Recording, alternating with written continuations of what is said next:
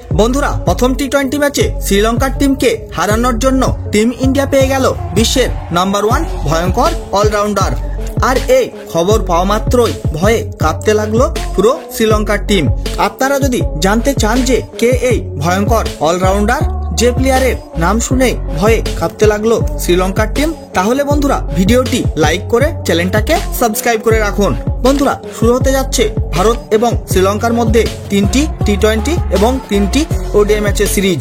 তার মধ্যে এই টি-20 সিরিজের প্রথম টি-20 ম্যাচে টিম ইন্ডিয়া মুখোমুখি হতে যাচ্ছে শ্রীলঙ্কার বিরুদ্ধে 27শে জুলাই। তারপর ভারত এবং শ্রীলঙ্কার মধ্যে দ্বিতীয় টি-20 ম্যাচ খেলা হবে 28শে জুলাই এবং তারপর তৃতীয় এবং শেষ টি-20 ম্যাচ খেলা হবে 30শে জুলাই এবং এই 3টি টি-20 ম্যাচ খেলা হবে শ্রীলঙ্কার পাল্লেকেলে স্টেডিয়ামে।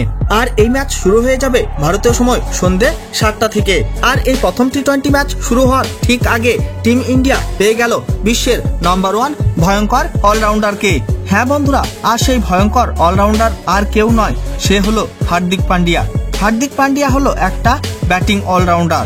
হার্দিক পান্ডিয়া এখনো পর্যন্ত টিম ইন্ডিয়ার হয়ে 100টি টি-20 ম্যাচের 77টি ইনিংসে করে ফেলেছে 1492 রান, প্রায় 27 এভারেজে। সেই সঙ্গে করে ফেলেছে 4টি অর্ধশত রানও। এছাড়াও বোলিং করে 100টি টি-20 ম্যাচের 89টি ইনিংসে নিয়ে ফেলেছে 84টি উইকেট এবং বেস্ট বোলিং ফিগার হচ্ছে 16 রান দিয়ে 4 উইকেট। এবং বিশেষ করে এই টি-20 ওয়ার্ল্ড কাপে যে ফর্ম দেখিয়েছিল হার্দিক পান্ডিয়া, সেটা হলো অসাধারণ। এবং এই টি-20 ওয়ার্ল্ড কাপে যখনই সুযোগ পেয়েছিল ব্যাটিং করার, তখন কিন্তু সে কিছু খেলে ফেলেছিল মূল্যবান ইনিংস এবং সেই সঙ্গে বোলিং করে নিয়েছিল 8টি ম্যাচে 11টি উইকেট।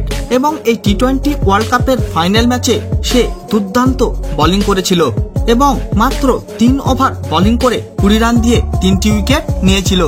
আর যদি এইভাবে সে কন্টিনিউ রাখতে পারে তার ফর্ম শ্রীলঙ্কার বিরুদ্ধে এই টি-20 সিরিজে, তাহলে সে একাই জিতিয়ে দেওয়ার ক্ষমতা রাখে এই টি-20 সিরিজ টিম ইন্ডিয়াকে।